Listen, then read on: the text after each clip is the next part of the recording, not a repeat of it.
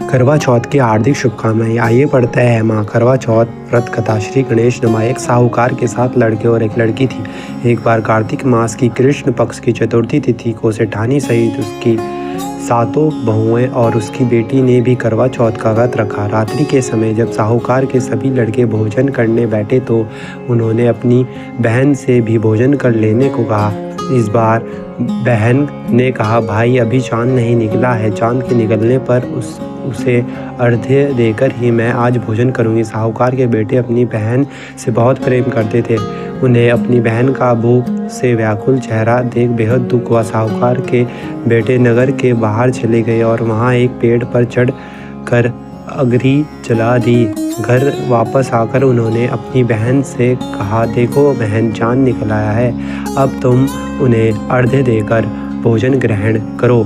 साहूकार की बेटी ने अपनी भाभीयों से कहा, देखो चांद निकल आया है, तुम लोग भी अर्घ्य देकर भोजन कर लो।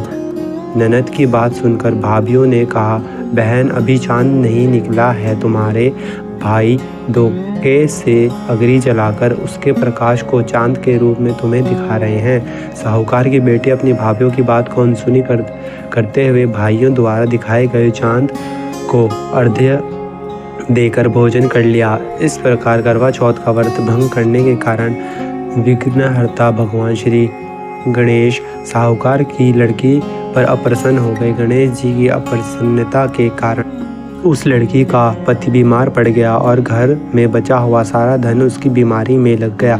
साहूकार की बेटी को जब अपने किए हुए दोषों का पता लगा तो उसे बहुत पछतावा हुआ। उसने गणेश जी से क्षमा प्रार्थना की और फिर से विधि विधान पूर्वक चतुर्थी का व्रत शुरू कर दिया।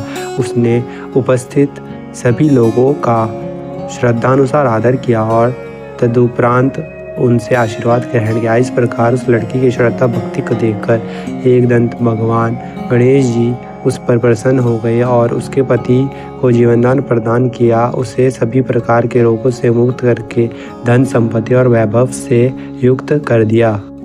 शुभ करवा चौथ।